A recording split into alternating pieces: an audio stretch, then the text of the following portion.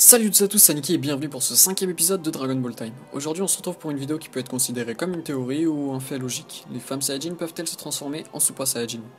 Dans cette vidéo je vais essayer en premier lieu de me baser sur le non-canon de Dragon Ball, puis en second lieu de me concentrer sur le canon de l'univers de Dragon Ball. Personnellement je pense sérieusement que les femmes Saiyajin peuvent se transformer en Super Saiyajin. Dans le film Le Père de Goku avec Bardock, on y retrouve Bardock et son entre guillemets commando, sur une planète voisine tout simplement. Chacun d'eux se sont transformés en Uzaru, et là où cette information est intéressante, c'est que l'un de ces Uzaru était une femme du nom de Celipa. Si une femme Saiyajin peut se transformer en Uzaru, logiquement pourquoi elle ne pourrait pas se transformer en Super Saiyajin? Toutefois dans cette OAV, Akira Toriyama n'est pas crédité au scénario, donc c'est un OAV non canon, à l'univers de Dragon Ball, donc une source non fiable. Maintenant en se concentrant sur le canon de Dragon Ball, ça devient tout de suite plus compliqué. Il n'y a absolument rien ou presque rien qui indique qu'une femme Saiyajin peut se transformer en Super Saiyajin. Mais il y a aussi rien qui n'indique qu'elle ne peut pas se transformer en Super Saiyajin. En fait, dans l'interview de l'épisode spécial de Bardock, Akira Toriyama dit que les Saiyajin en général n'éprouvent pas forcément de sentiments amoureux, etc. et que les femmes Saiyajin sont donc là surtout pour une utilité de reproduction en général. Toutefois, il a indiqué que les femmes Saiyajin peuvent servir aussi de combattantes. Dans la même interview, Akira dit mot pour mot, son nom était Guinée, il y a longtemps elle était dans une équipe de 4 guerriers avec Bardock. Guinée a une personnalité douce et n'est pas comme une guerrière, elle est secourue constamment par Bardock. Ici, Akira Toriyama dit que Guinée était autrefois dans une équipe avec Bardock, ce qui indique en premier lieu que les femmes Saiyajin peuvent elles aussi être des combattantes.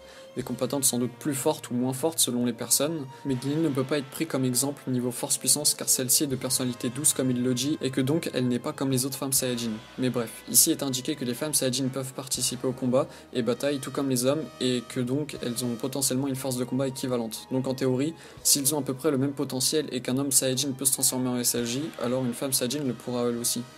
Si on n'a pas vu de femmes Saiyajin se transformer, c'est simplement parce qu'on n'a pas vu d'hommes Saiyajin se transformer non plus. Les Saiyajin sont des guerriers extraterrestres avec une très grande puissance. Très peu d'entre eux ont eu un jour une grande poussée de rage en combat et encore moins une poussée de rage suffisante pour passer en SSJ. Peut-être pas parce que ce n'était pas possible de se transformer en SSJ à l'époque, mais surtout parce que les Saiyajin, si ce n'est une vieille légende, n'avaient aucun moyen de savoir qu'est-ce que c'était que le SSJ et comment accéder à cette transformation. Ils savaient même pas que c'était une transformation en fait. Alors qu'à l'heure actuelle, c'est quelque chose de normal et naturel chez les Saiyajin encore en vie, tels que Goku, Vegeta, Goten, Trunks, etc. Je le rappelle d'ailleurs, Goku est un guerrier de classe inférieure à la base, et Vegeta lui un guerrier d'élite, donc rien par rapport à ça.